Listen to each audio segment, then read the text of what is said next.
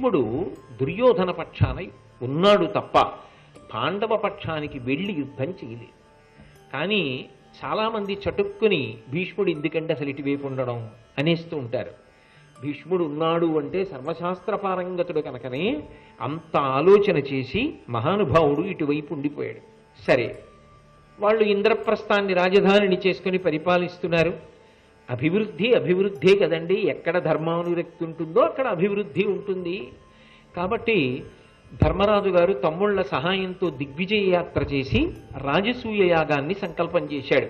నారదుడు చెప్పిన కారణం చేత ఎవడు రాజసూయ యాగం చేస్తాడో ఆయన సార్వభౌముడవుతాడు. కాబట్టి ఇప్పుడు ధర్మరాజు గారు సార్వభౌముడు అవడానికి సిద్ధపడుతున్నాడు. అటువంటి సమయంలో అందరికీ ఆహ్వానాలు పంపించాడు. అందరికీ ఆహ్వానాలు పంపడం ఒక ఎత్తు, మీరు రండి అని పిలవడం ఒక ఎత్తు. కొందరి విషయంలో ప్రాజ్ఞత ఉంటే పిలవడం కాదు, వెళ్ళి తనవాడన్నవాడు ముఖ్యుడైన వాడు దగ్గర ఉండి తీసుకురావాలి. అది మర్యాద. ధర్మరాజు గారు భీష్ముణ్ణి పిలవడానికి పంపినప్పుడు మాత్రం కేవలముగా మిగిలిన వాళ్ళకి పంపినట్టుగా ఆహ్వానములు పంపలేదు. సోదరుడైన నకులుణ్ణి పిలిచాడు. ఎందుకని? మాద్రీసుతుడు, ఇంటి పెద్దని భీష్మాచార్యుల వారు తాతగారు మహానుభావుడు, ధర్మాత్ముడు, వంశమునకంతటికీ కూడా కారకుడు. అటువంటి వారిని దగ్గరుండి తీసుకురా. ఏదో ఆహ్వానం చెప్పేసి వచ్చేయడం కాదు, 15 రోజుల ముందు నువ్వు వెళ్ళు అని నకులుణ్ణి పంపాడు. పంపితే నకులుడు స్వయంగా వచ్చాడు భీష్ముడి దగ్గరికి. భీష్ముడు బయలుదేరి రాజసూయ యాగానికి వెళ్ళాడు హస్తినాపురం నుంచి. ఆ వెళ్ళినప్పుడు కూడా ఎంత ప్రేమతో వెళ్ళాడో, ఎంత గొప్పగా వెళ్ళాడో వర్ణిస్తారు భారతంలో. అనుపమ ధనరాశులు గొనుచును అనురాగమున రాజసూయ మఖాలోకన కౌతూహల పరులయి చనుదించిరి భీష్ముదొట్టి సద్బంధుజనుల్. ఆ నకులుడు వెళ్ళి మిమ్మల్ని దగ్గరుండి తీసుకురమ్మన్నారు తాతగారు మా అన్నయ్య అంటే పరమ సంతోషంతో బయలుదేరట. ఎందుకు?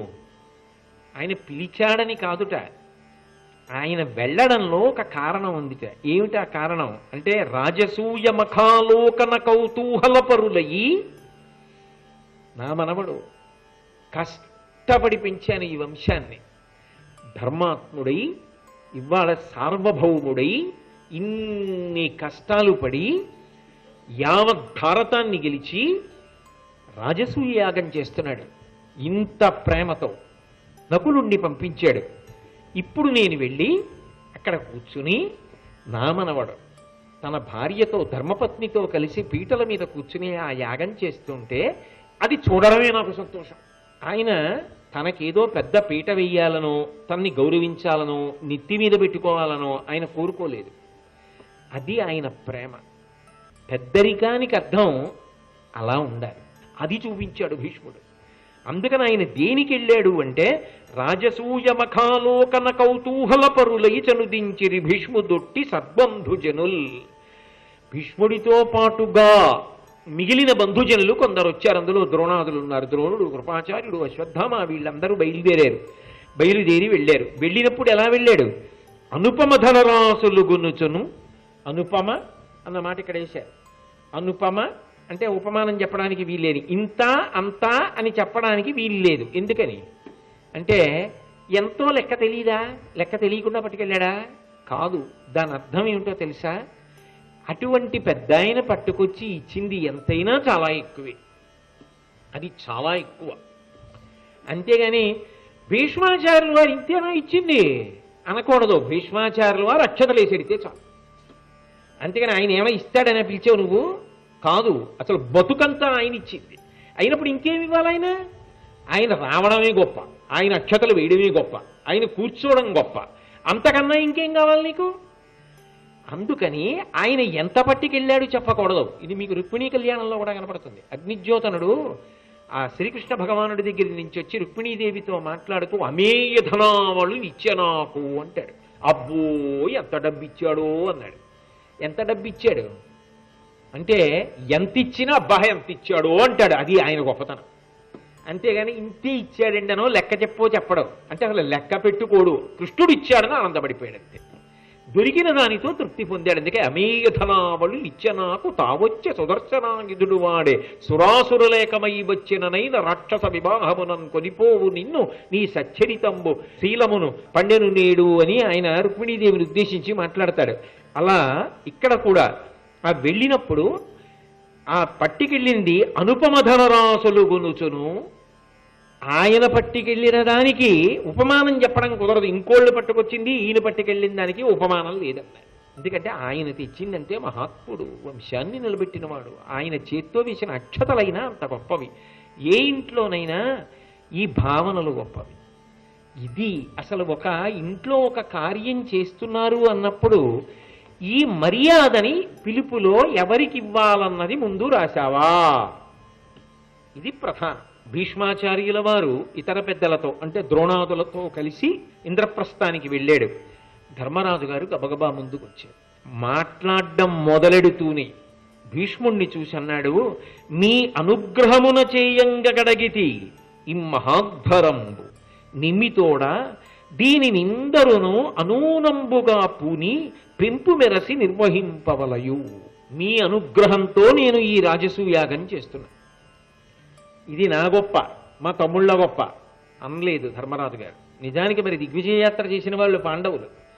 కానీ మీ అనుగ్రహం వల్ల ఇవాళ నేను ఈ రాజసూయాగం చేయగలుగుతున్నాను. నిజమా కాదా? భీష్ముడు అంత ధర్మం మాట్లాడబట్టి కదూ అర్ధరాజ్యం వచ్చింది. కాబట్టి మీ అనుగ్రహం చేత చేస్తున్నాను. ఈ మహాధ్వరంబు నిస్సందేహంగా ఇది చాలా పెద్ద కార్యం. నిమ్మితోడా మీ అందరూ పరమ ప్రేమతో దీనినిందరును అనూనంబుగా పూని ఎక్కడ ఏమి వెలితి రాకుండా మీ అందరూ జాగ్రత్తగా పర్యవేక్షించి నన్ను మీ చేతి పనిముట్టుగా వాడి ఏది ఎలా జరగాలో శాసించండి. ఎంత మర్యాద చూడండి ఆ మాటలో. కార్యంలో వెలితి రాకూడదు. వెలితి రాకుండా మీరు కూర్చుని కొంచెం చెప్తుండండి కాదు. నా యందు అనుగ్రహం ఏమిటంటే ఇది జరగడం నా చేతిలో లేదు, మీ చేతిలో ఉంది. పెద్దలు మీరు చేయించాలి. మీరు చేయించడం ఎలా చేయించాలి? ఏ వెలితి రాకుండా ఉండడానికి ఎప్పుడు ఏది జరగాలో దానికి మీరు నా అనుమతి అని చూడకండి. మళ్ళీ రే ధర్మజ ఇలా అని పిలిచి ఇప్పుడు ఇది చెయ్యి అని శాసించండి. లేకుంటే ఈ కార్యం ఎలా జరుగుతుంది? ఇంత పెద్ద కార్యం మీరే చేయించవలసిన వాళ్ళు. మీదే పెద్దరికం. మీరు తప్ప ఎవరున్నారు నాకు?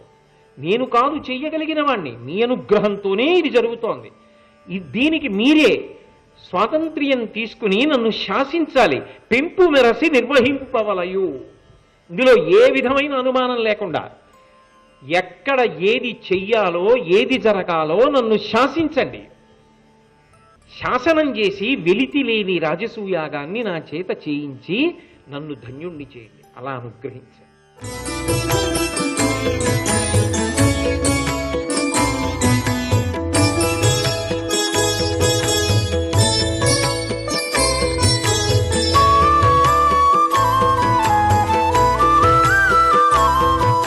సర్వం శ్రీ ఉమామహేశ్వర పరబ్రహ్మార్పణమస్తు.